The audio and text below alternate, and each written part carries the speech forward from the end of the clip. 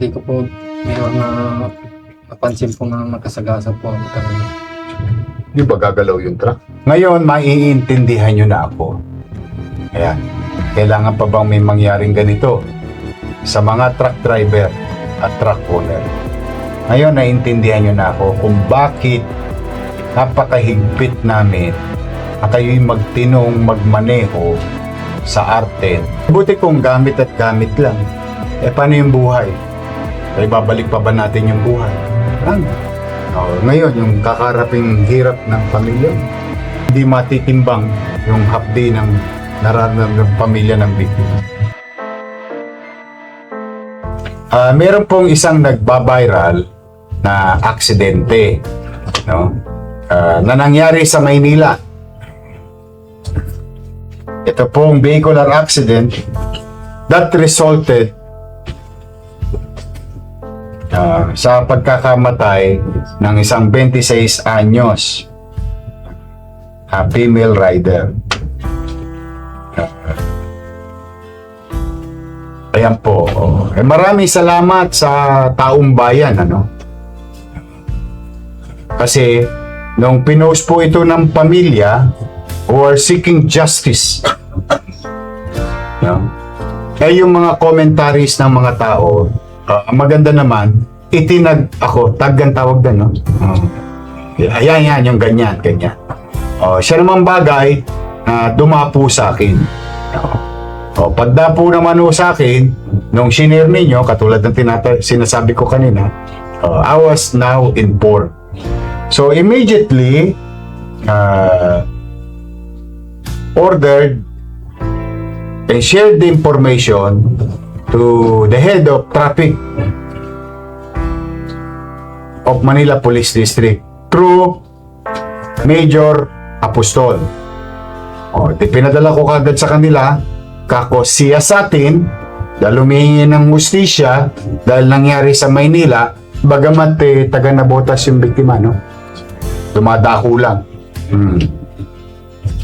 Halika rito, Major Santiago. Ikaw muna. Santiago, Apostol. General pala si Santiago. Siya po si Major Apostol. Pinorward ko sa kanya that morning, the whole day, nagsiyasat sila, 10 ng kanyang mga kasama, at tinunton kasi walang CCTV doon sa area, which is a very good thing, no? Na magandang experience to. Baka pwede doon sa area na yun. But through the effort of NDTEU, Major Apostol at 10 ng kanyang mga kasama, napagtanto-tanto po. At effort na rin ng Northport witness, eyewitness. Kagabi po, malugod naming ipaalam sa inyo, in a matter of few hours, na-resolve na po yung insidente. Ngayon po ay tangan-tangan na namin yung suspect. Ito po siya.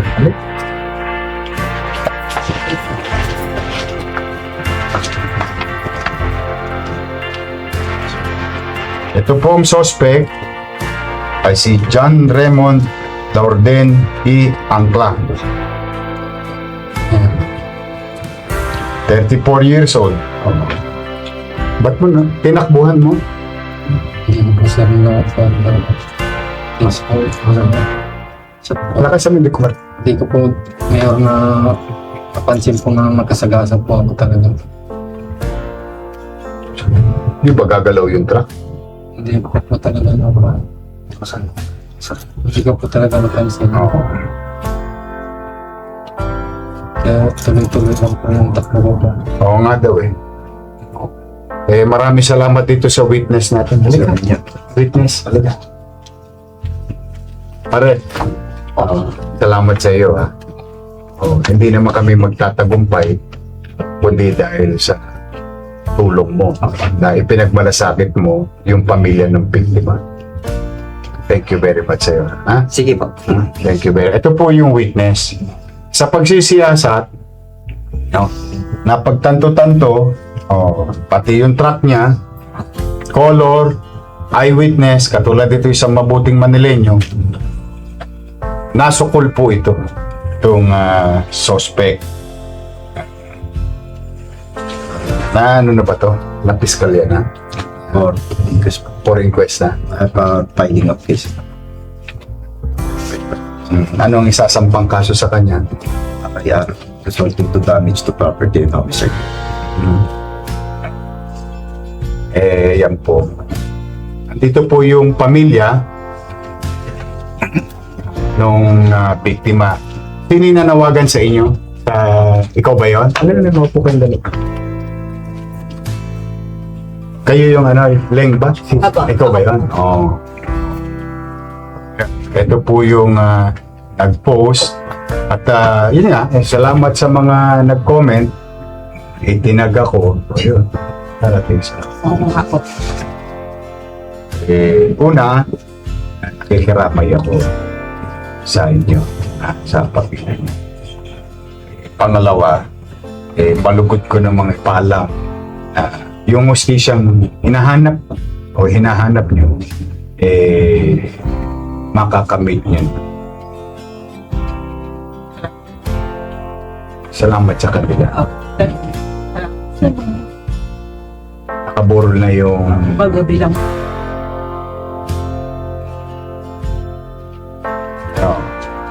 kanina pinag-uusapan namin, buhay na may tatawid, buhay na matutuwa. So, dito man lang, hustisya ang may pagkaloob namin sa inyo. Ayon na rin sa kahilingan ninyo. Masaya lang ako sa mga pulis ko nowadays. Minsan, 1 oras lang, minsan 5 oras lang, minsan maghapon lang, minsan 1 linggo, minsan 1 buwan, minsan 1 taon. But, katulad ng lagi kong sinasabi dito, pag ginawa nila yung krimen sa Maynila, hindi sila titigilan ng pamadaang lungsod. Masaya lang kami na maibigay sa inyo ang hustisya nang hindi na kayo nagtatagal. Bago man lang mailibing yung mahal nyo sa buhay, makamit nyo na yung kapanatagan. O kayo nang bahala rito. Kung ano man ang inyong magiging aksyon sa susunod, ahayaan ko na kayo sa husgado. Opo. Nag-iingat kayo. Opo, maraming salamat po. Sige, huwag muna kayo alis after this. So ito po mga kababayan, gusto lamang namin na ipabatid sa inyo. Ngayon, maiintindihan nyo na ako. Ayan, kailangan pa bang may mangyaring ganito sa mga truck driver at truck owner? Ngayon, naiintindihan nyo na ako kung bakit napakahigpit namin na kayo'y magtinong magmaneho sa Arten. O una, kayo biktima ng mga gago doon, mga tolongges doon. O inubos na namin, napansin ninyo. Kung meron man sumusubok-subok pa doon, malamang walang tamang pag-iisip yun dahil hindi po namin tinatantanan yung Arten. O, kaya lamang ang Arten ay may hangganan po yun hanggang Smoky Mountain lang po ang Maynila. Baka lang po nagkakalituhan tayo. Kasi minsan may nakikita akong post, hindi naman namin ma-actionan kasi labas na po yun ng Maynila. Pero yung Arten na sa Maynila, nangaubos na yan. In protection of whom? Sa katulad niyang driver. Sa katulad na may-ari ng truck niya. Pinoproteksyonan namin sila na sila hindi gambalain ng mga kriminal o tolongges na kunin ang gamit nila o hold up and so on. Nanahimik yun, nanamlay yun. Pero hindi pa rin kami tumitigil ngayon. Baka may gusto pa sumubok, call lang kami. Pero for the meantime, modesty aside, nanamlay yun. Yung mga petty crimes doon sa Arten. Patungkol sa mga inaakyat na truck o kargamento. Pero, ano lagi kong pinakikiusap sa mga driver? Huwag kayong bumalagbag. Huwag kayong parang wala nang kayong kamatayan magmaneho. Balandra rito, balandra ro, kaliwa dito, kaliwa. Nagagalit kayo pagka inuhuli namin kayo ng MTPB, ng MDTEU. Every may babalagbag mo yung katawan ng truck sa gitna ng park. yung part na pinakikinabangan ng taong bayan, asetilin ko talaga kasi po, 2 weeks ago, may nasetilin na naman ako. Iniwan yung body doon sa may kanto ng San Miguel, doon sa papuntang Coast Guard. Di ba meron akong garden na ginawa doon, triangular. Pinatungan ng truck eh. Ayun, na donation. O tatandaan ninyo, nilagay nyo sa public area yan. Pag inasetilin ko yan, that is considered donation to the city government. Setilin ko talaga yan. Ngayon, naiintindihan ninyo bakit namin kayo dinidisiplina. Ikaw ba may pamilya? Meron. O, kita mo? O, di 2 pamilya ngayon. O, isang biktima, o, yung suspect, may pamilya rin. O, may kakainin yun. May panggastusin yun. O, yan yung... kaya kung misa kala yung sarang plaka ko, pero talagang ang haba lang ng pasensya ko ipagpaalala sa inyo. Pag pumapasok kayo sa Maynila, kung saan man kayo galing, I remember, pumapasok kayo sa Maynila, magdisiplina kayo. Kasi ito yung mga bagay na iniiwasan natin. Maka-aksidente ka, toss gas. Buti kung gamit at gamit lang. Paano yung buhay? Babalik pa ba natin yung buhay? Ngayon, yung kakaraping hirap ng pamilya mo. Although hindi matitimbang yung hapdi ng nararamdaman ng pamilya ng biktima. So ulit-ulitin ko, no? Pwede po kayo maghanap buhay sa Maynila. Kaya lamang, yung paghahanap buhay may kaakibatid pong responsibility. I hope it settles everything. Ito po, sa ating mga netizen. Thank you very much sa inyong pagmamalasakit. Lenga, sino si Leng ba? Yung po. account mo. Valencia po kasi. Valencia, yun. Yung pinanawagan niya, nakarating sa. Maraming salamat sa mga netizen. At bagay naman na ipinagpapasalamat ko rin sa mabilis na aksyon ni General Santiago. Kasi katext din niya si Chief of Staff Cesar Chavez. At kay Major Apostol, ito po nasa likod ko, 10 na kanyang mga kasama. Today, we're happy to be of service to deliver justice to the victim. Ulitin ko mga truck driver. Mga truck driver, hinuli ko na yung umaabuso sa inyo. Pati yung utong sa arte ng isang araw, tinanggal kahapon.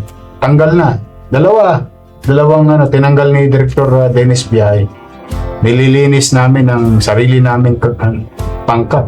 Hindi perfecto organisasyon namin, pero hindi namin sila tinotolerate. Lahat na ng pabor, proteksyon, binibigay namin sa inyo, mga truck driver. Ang inihingi lang namin, igalang ninyo ang aming mga lituntunin at maging maayos kayong magmaneho habang kayo'y dumadaan sa lungsod ng Maynila. Pangalawa, para rin naman sa inyo yun. Dahil pag may indulto, pamilya nyo rin naman na mahirap. So muli mga kababayan, dyan lang po muna tayo. Sige na, dali nyo na yan. Tara, thank you. Apo. Dahil sa iyo, na-resolve ba? Apo. Thank you. Sige, mag-iingat kayo. I will see you in a while. So muli, mga kababayan, natin sa lungsod ng Maynila, mag-iingat po kayo. At tomorrow, may konti lang akong paalala. I don't know kung nakapanood kayo ng command conference namin kanina. Baka mag-abiso na rin kami mamaya sa MTPB, no? Yung ating traffic management. Dahil meron pong magaganap na rally sa Liwasang Bonifacio bukas. Nagagayak na po ang inyong lungsod in our own little. Sana naman na maging maayos muli yung nasabing rally tomorrow sa Liwasang Bonifacio.